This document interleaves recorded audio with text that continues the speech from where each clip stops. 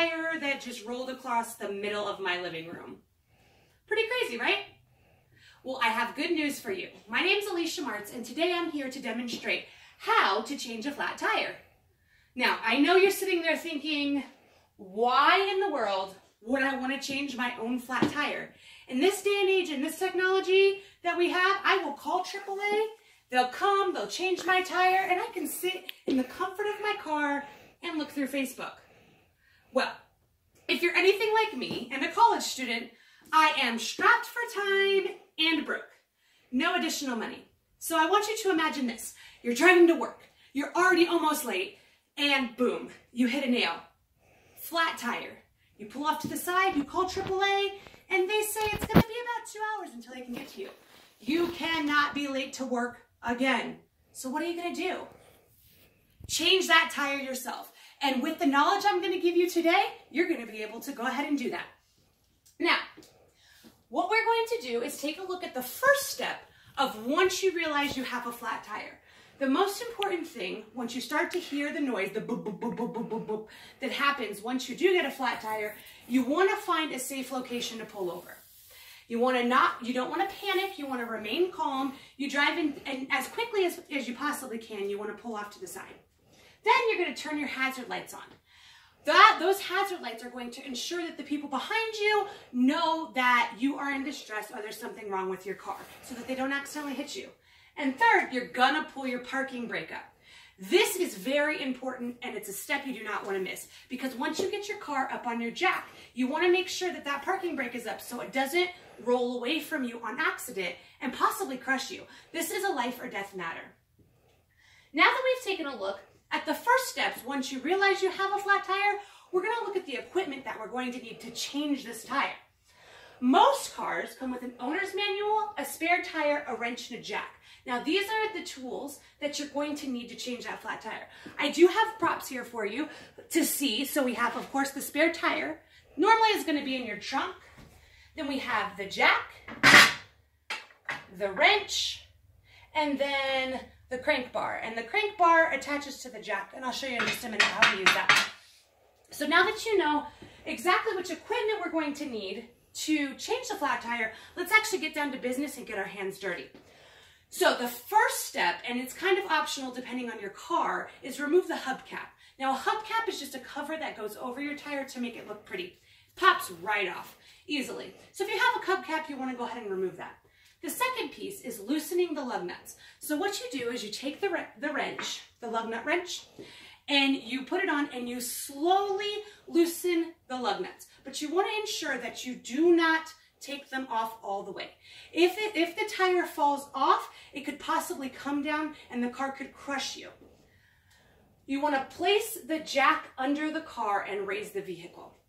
So after you have those lug nuts loose, you're going to put your jack underneath the car and you're going to attach the crank. And when it's on the ground, it's a little bit easier, but then you're going to turn it. And I know it looks little, but this will raise the 1,000 tons of your car. Once it's off of the ground, you're smooth sailing from there. Raising the car is the hardest part because it does take a lot of force. Now, the third step is unscrewing and removing the lug nuts. Now that you have that car raised up, that tire can safely be removed off of the car. So once you get all of the lug nuts removed, you're going to remove the flat tire itself. Once you have the tire off, then you easily take the spare tire and you just slide it right on. And of course, you do have to make sure that the holes match up. Now, once you have that spare tire on, you're going to have to tighten those lug nuts by the hand. So the lug nuts we took off, you want to make sure you keep them safe and sound because you don't want to lose them. And then you're going to put them on and you're going to tighten them by hand.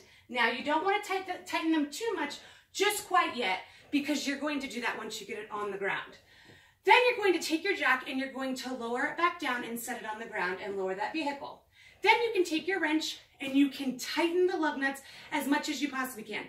This is going to take force, so do not feel like you're going to break it. This car is made to keep these tires on. Then you can put the hubcap right back on and put all the equipment away back into the trunk. Once you've done all of this, you have successfully changed your first flat tire, and you didn't have to wait 2 hours for AAA or pay. Now that I've gone over all of the steps on how to change a spare tire, are there any questions? Does it matter where I put the jack on the car? It does. So this is a very important piece. When you take the jack and put it under the car, you want to make sure that you get this piece on the top on the frame. When you're laying on the ground looking under the car, you can tell where the frame is. If you put this only on the body of the car, it can actually cause damage because the body of the car is not able to hold that much force. So make sure that you are putting it on the frame of the car by the tire. Any other questions? All right, no questions. So we're gonna go ahead and take a look at why changing a flat tire is important for you.